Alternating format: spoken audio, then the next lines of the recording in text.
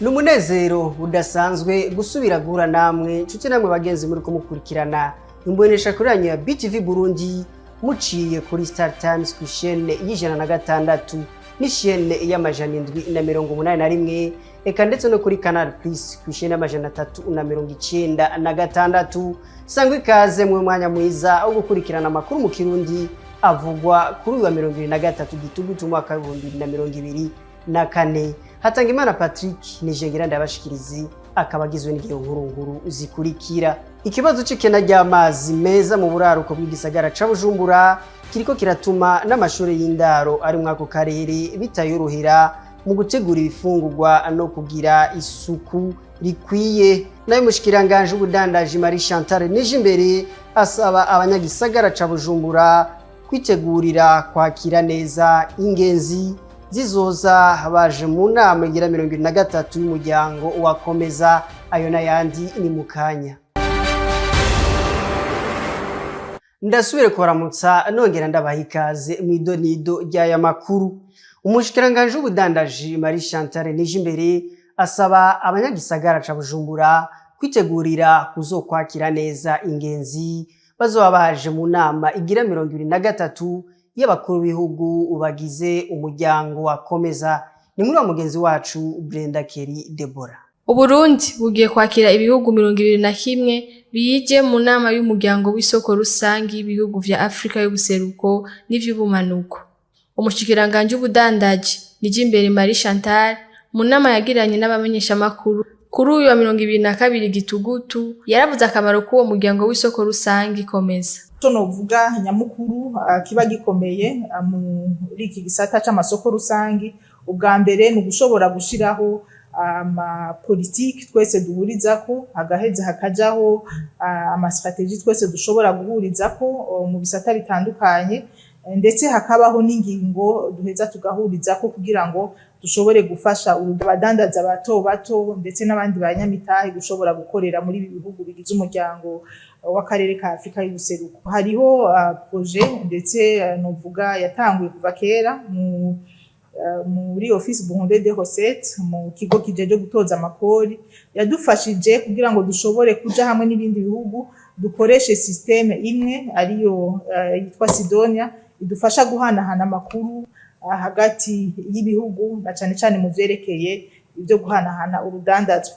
Ikindi novuga nuko baradufasha muri mu vy'ama procedure kugira ngo turabe ingene twogenda turagabanya umwanya ababa badandaza canke bunguruza ibidandazwa bamara ku mipaka bikadufasha gushiraho ubuhinga bwa none ndetse n'inyubako zituma abantu bamara umwanya muto ku mipaka mu gihe baba bariko barajabukana ibidandazwa canke baba bariko bariyunguruza ubwabo. Régime commercial simplifié izifasha bene gihugu na cyane batoyi bakora ubudandazwa rutoyi utarenga amadolari 200 ku munsi kugira ngo bashobore kurengana umupaka biboroheye ndetse bashobore no kugira ama declaration yabo bakoresheje iyo régime commercial simplifié bigaheza bigafasha hagati y'ibihugu guhanahana amakuru no korohereza abakora ubudandazwa ruto njabuka mbibi.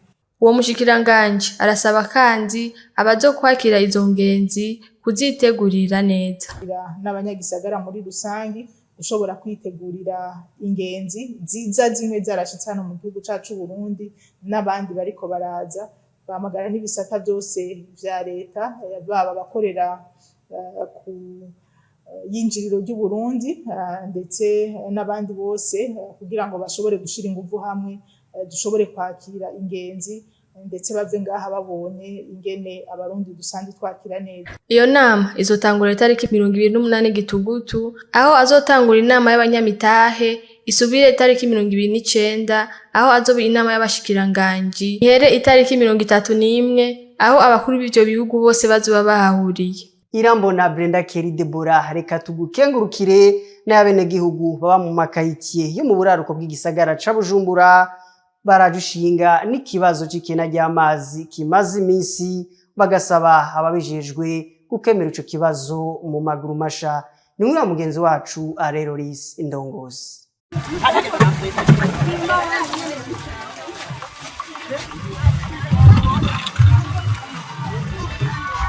Inkuru isamirana muri kino gihe mu makartier yo mu buraruko bw'igisagara ca Bujumbura ni kena ry'amazi ya Regideso muri ako gace haheze imisi itari mike ryibonekeza. Abenegihugu bo muri ayo makartier bavuga ko inkwirikizi z'ibura ry'amazi ari nyinshi cane. Ikibazo c'amazi harya n'ikibazo gihambaye cane kuko ata amazi harya nta buzima.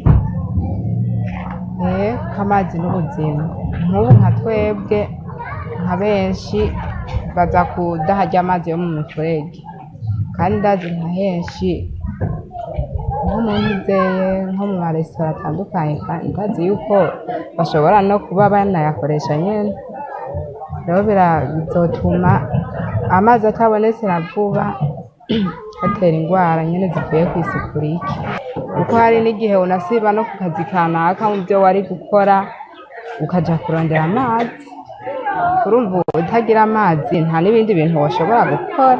Ikibazo c'amazi rero ahubwo rero mu bisanzwe mworaba mu kuntu nyene mwobikoresha nyene kugira abantu barushe gose jobe n'ibitugu biri mu gufitinyuka kubera amazi kuva ku wa gatanu amazi ahari umva rero n'ingorane bavyumva ntibacoga abantu amatwa yateye agumaziba kubera nyene ata amazi mu ngagara nta mazi turonka nyene kubera ayo y'igipolisi nta turonka. Abenegihugu basaba ko ababijejwe bokongereza inguvu mu gusanura ivyononekaye kugira bave muri ako kangaratete. Ni kunyera bo bikora nyene aho hantu nyene amazi yagize yamenetse iyo tuyamenetse hama bayakore kugira abanyagihugu baronka amazi kubera baguma batubwira ngo ku wa gatanu amazi arashobora kuza muga twararindiriye n'ubu ntaraza sindi ko baheje kubikora sinzi.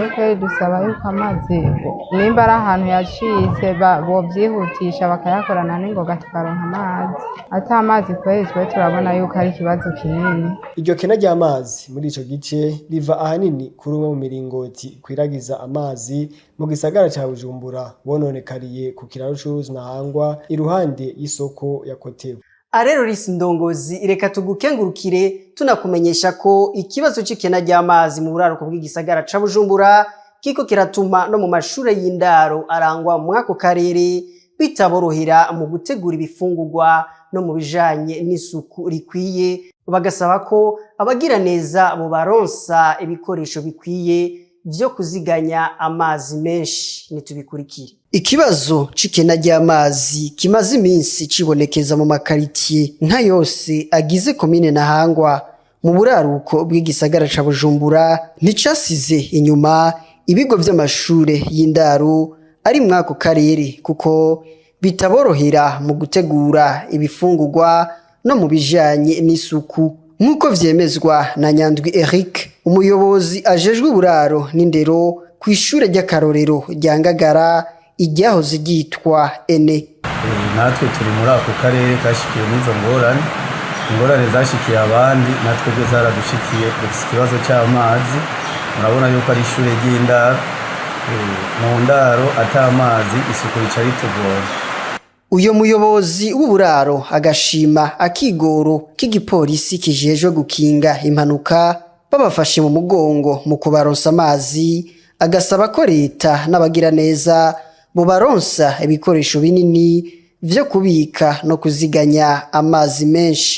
Reka tubanze dushimire Protection Civile hamwe na Obuwa bahora batwitaho bakatuzanira amazi mu kibazo tugira ibivomesho tuvomamo ni bike cyane usanga tuvomye amazi make mugabo rero Protection Civile irigora ikazira yatuzanira mu gitondo twebwe tubona yuko icokobe cya mbere akeneye bya bikono binini mwe bita amatanki n'ibindi bibido binini ibi byabaye byaduhaye icibwa kuko ibi bishitse bibaye ijyambere nitwaye tubyiteze yuko byobuko kuko ubwa mbere amazi agiye ntiyarenze iminota 30 agacagaruka mugabo ubu tuzobyitaho hanyuma dufate ingingo zose zishoboka kugira ngo tuze turahangana n'ibihe nk'ibi. Mu gihe mu Burundi kumwe no mu bindi bihugu vyo mu karere havugwa irandagata ry'ikiza c'akaranda gakomoka ku nkende Mpox, ibiharuro vyerekana ko mu gisagara ca Bujumbura ico kiza kigwiriye cane mu buraruko ahasanzwe havugwa ikibazo c'ikena ry'amazi. Turabandanya amakuru twabateguriye mu gisata c'amagara y'abantu.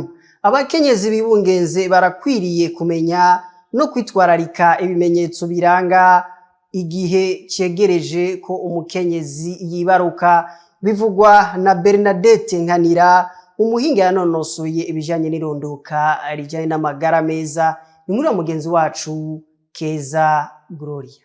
Amaraso, uruzi mu bihimba vy'irondoka ni bimwe mu bimenyetso umukenyezi yibungenze akwiye kwitwararika iyo abibonye akanyarukira kwa muganga. Bivugwa na Bernadette Nkanira, umwe mu banonosoye ivyirondoka bijanye n'amagara meza. Abavyeyi babwiza kumenya ibimenyetso bibi. Ikimenyetso kibi nk'iyazaye amaraso, urumva akamya amaraso arashobora gupfa n'umwana agapfa. Hari ibindi bimenyetso byo kuzengererwa mu mutwe kugira gute bavyita preeclampsia, kenshi nayo nyine nimbi irashobora gutuma umwana n'umuvyeyi bahasiga ubuzima. Ivyo rero byose tubwiza kubigisha, turabibigisha aba nico gituma jewe nohimiriza abavyeyi benshi kuja gupimisha imbanyi. Aravuga kandi ingene abavyeyi bibungenze basuzumwa ibikunze gutera umutima mubi abakenyezi iyo bagiye kwibaruka. Igise kirababaza, no kuvuga igise kiratuma ntushobora gukorora amosozi ndayo, kirababaza cyane. Urumva rero wewe uri kumwe nabo no kumenya kubakurikirana. Urawa nonose uwo ari we wese n'umujya mu mforomokazi akurikira abavyeyi, ubwiza kubamenya kandi umaze kumenya igihe hagezeko, kubera hari ibihe bibiri bikuru. Hari igihe ca mbere umuvyeyi aza bikiri mu ntango ntabaragira kubyara. Hari igihe rero kigira kabiri, ni igihe ico bita ukwinjira kw'igitereko kiba cuguriye ku santimetero zirenga 4. Zibicugure ku santimetero zirenga 4 n'abafise ibise binini kandi binyaruka. Aho rero ubwiza kuba impande yawe. Wumva wowe igihe uhejeje gupima ucuraba umuvyeyi wanje uyoja, umuvyeyi wanje n'uyoja. Hariho rero abaca baguma ku meza iyo ageze mu gishingo ca kabiri, atorinda kumushira mu gitanda hajya aho barindira abavyeyi bibaruka, uco mugumiza ku gitanda ukamukurikiranira ngaho gitanda c'abavyeyi. Hama rero ukazora mubwira ninge nahema. Abavyeyi bibungenze ni ngombwa ko barondera agakarata basuzumishirije ko imbanyi kugira ababakira bashobore kubona ibihe bagezeko nuko bakurikije ibiringo. Nshuti namwe bagenzi muriko murakurikirana ano makuru, mudukundire tuyarangize imbere kubabwira amakuru avugwa hirya no hino ku isi, aho mu Buganda abantu 10 bahitanywe n'isanganya y'umuriro, muri Ukraine naho abantu bababa imiliyoni 8 bakaba bamaze guta izabo inyuma y'intambara irangwa mu ico gihugu. Ibyo ni ibyo n'amakuru avugwa hirya no hino ku isi na mugenzi wacu Jules Verne Nakimana.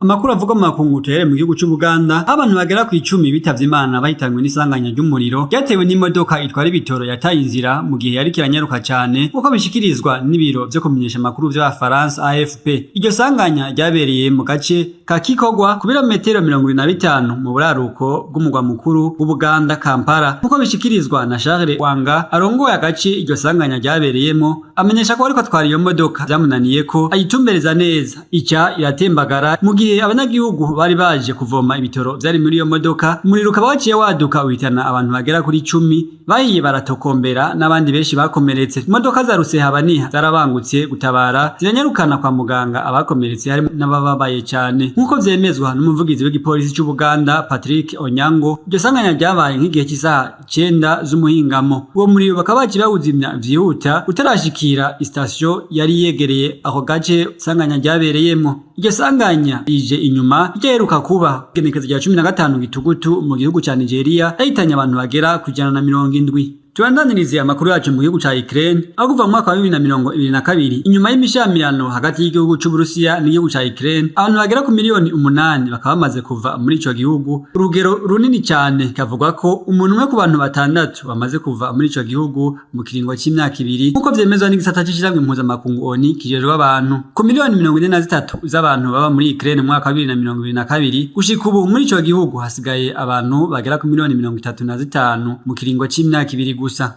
Igihugu ca Ukraine kandi carageze ku rugero ruri hasi cyane mu mateka ko kuvyara bake bitewe n'intambara ziri muri ico gihugu, ugutagira icizere ca kazoza n'ibindi vyinshi. Mu gihugu ca Ukraine urugero rwo kwibaruka rukaba rugeze ku mwana umwe kuri buri mukenyezi. Jules Verne Nakimana, reka tugukengurukire no kwiyongura nyene turangirije ko ano makuru twari twabateguriye. Reka nshimire mwebwe mwese mwashoboye kuyakurikirana, nongere nshimire n'abagenzanje mu ruganda rwo kumenyesha makuru bakoze ibishoboka byose kugira ano makuru ashobore kuboneka. Ahanje Hatangimana Patrick, reka ndabashimire nongera ndabaha ikaze isango uwundi munsi nk'aya mangu, nimugira muba mubahwe na gahwana.